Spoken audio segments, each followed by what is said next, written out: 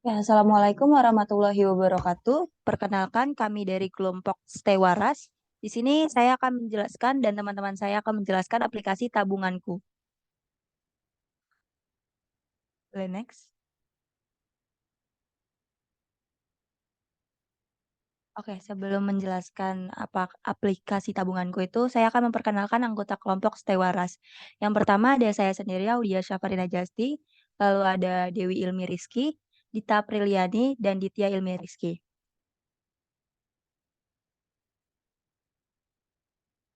Yang pertama saya akan menjelaskan tentang background. Perkembangan teknologi yang sangat cepat selalu memberikan solusi termudah dalam berbagai aspek. Salah satunya adalah finansial. Banyaknya layanan kemudahan yang dihasilkan teknologi pada finansial, contohnya pada e-commerce, e-money, e-wallet.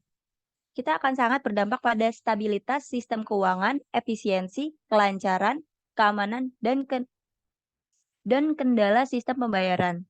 Namun, untuk beberapa orang, perubahan yang sangat cepat ini seperti ini dapat menimbulkan ketidaksiapan seseorang pengguna dalam menggunakannya. Motivasi kami untuk mengangkat tema ini adalah untuk mengidentifikasi dan memahami perubahan emosional yang terjadi kepada mahasiswa berkaitan dengan perubahan teknologi yang signifikan, khususnya pada layanan digital payment dan e-commerce. Dan juga untuk memahami apakah pola keuangan mahasiswa teratur dan mengidentifikasi tentang apa saja yang mereka hadapi dalam mengatur keuangannya.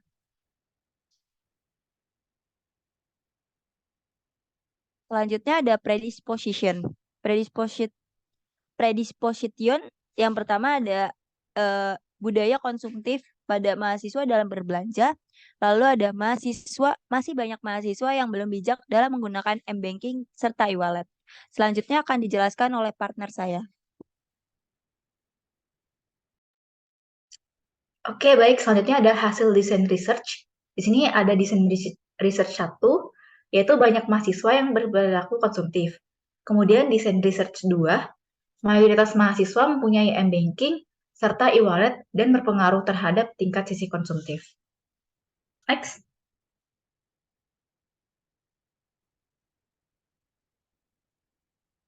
Selanjutnya, insight.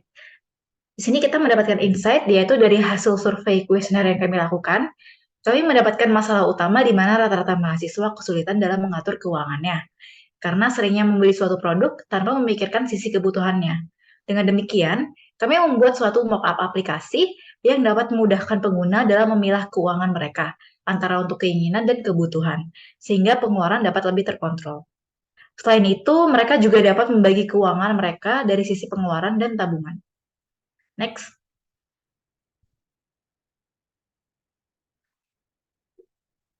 Nah, selanjutnya desain opportunities.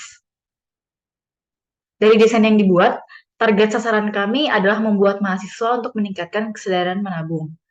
Karena dalam perspektif individu, banyak pengguna yang berperilaku konsumtif. Dalam aplikasi, pengguna akan diajarkan untuk menabung. Nah, kemudian dalam gambar di sebelah kanan ini, yaitu adalah bagian dari desain opportunities. Untuk problem space atau masalah yang dihadapinya yaitu perilaku pengguna budaya konsumtif. Kemudian jobs to be done, meningkatkan kesadaran mengenai dampak perilaku konsumtif. Maka dari itu, kita membuat sebuah aplikasi untuk mengatur keuangan dalam desain opportunities-nya. Kemudian ada functional aspek dan emotional aspek. Untuk functional aspek, aplikasi ini dapat mengatur keuangan pengguna. Kemudian untuk emotional aspek, aplikasi dapat mempermudah dalam mengatur keuangan. Nah, di dalam emotional aspek terdapat personal dimension dan social dimension. Untuk personal dimension, pengguna lebih mudah mengatur aktivitas finansial, sedangkan untuk social dimension, pengguna tidak berperilaku konsumtif. Selanjutnya akan dijelaskan oleh teman saya. Oke, selanjutnya saya akan menjelaskan mengenai penjelasan konsep.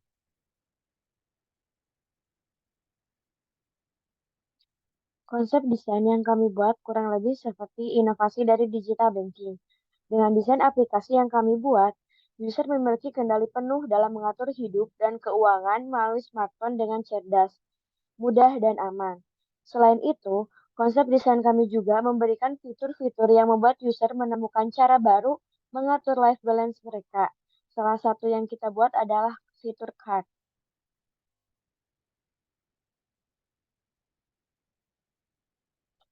Selanjutnya, mengenai pengujian konsep.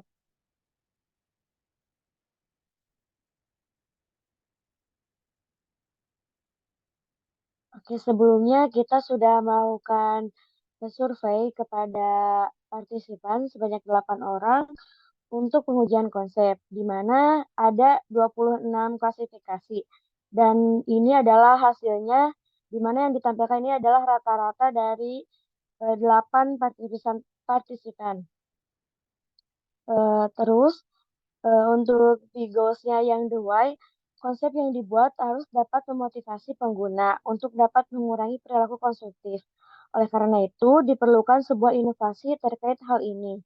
Hal ini dibuktikan dengan klasifikasi konsep inovatif dan beberapa klasifikasi sekunder lainnya seperti memenuhi ekspektasi pengguna, aman, serta ramah pengguna. Nah, kita bisa lihat di sini bahwa inovatif itu memiliki rata-rata yang cukup tinggi yaitu 6,375.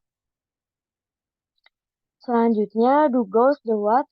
Konsep atau goals yang ingin dicapai dapat diimplementasikan secara aktual dalam bentuk kegiatan, sehingga pengguna mampu mengurangi perilaku konsumtif dan pengguna mampu memahami dampak dari perilaku konsumtif. Dalam hal ini dapat dikaitkan dengan klasifikasi konsep dapat dipahami serta beberapa klasifikasi sekunder lainnya seperti menarik dan memotivasi, di mana dapat dipahami ini mendapatkan skor 6,5, di mana ini cukup tinggi dengan maksimalnya itu adalah 7.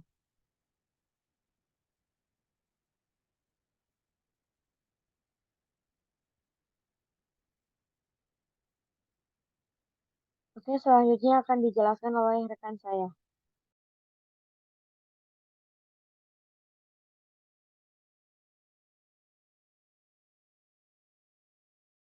Baik, selanjutnya di sini saya akan mendemokan prototype.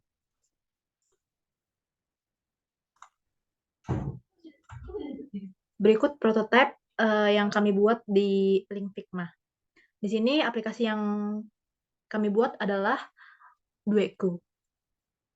Kita bisa klik button continue. Kemudian di sini user bisa menginputkan email dan nomor telepon untuk registrasi. Dan kemudian kita bisa send verification code dan user bisa menginputkan kode yang udah diberikan melalui SMS. Kita bisa next. Kemudian di sini ada personal information atau data diri user. Kita bisa klik continue. Dan di sini user bisa menginputkan PIN yang sebelumnya mereka buat.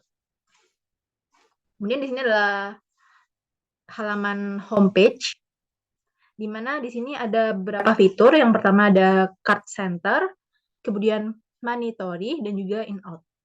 Kita bisa klik untuk card center dulu. Oke, di sini card center itu adalah user dapat membagi uangnya sesuai dengan kantong uang yang tersedia, sesuai dengan kebutuhan mereka, dan diberi batas hingga tabungan mereka mencapai batas yang telah ditentukan oleh mereka sendiri.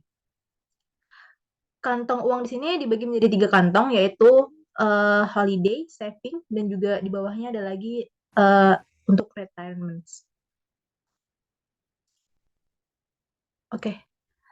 Kemudian di sini ada fitur in-out. Ini adalah user dapat melihat histori pengeluaran dan masukan uang mereka, sehingga dia tidak akan bingung uangnya habis untuk tujuan apa saja. Oke, selanjutnya di sini kita bisa masuk ke fitur monitoring. Di fitur ini, user dapat melihat diagram jumlah pengeluaran mereka per bulannya, dan dominan dipergunakan untuk apa saja, seperti ini. Di sini user juga bisa menggunakan fitur utama di sini, yaitu untuk mengirim uang dan juga untuk mengirim uang dengan QR code. Seperti ini tampilannya, dan juga untuk QR code seperti ini. Oke. Mungkin itu saja presentasi dari kelompok kami. Kurang lebihnya mohon maaf. Wassalamualaikum warahmatullahi wabarakatuh.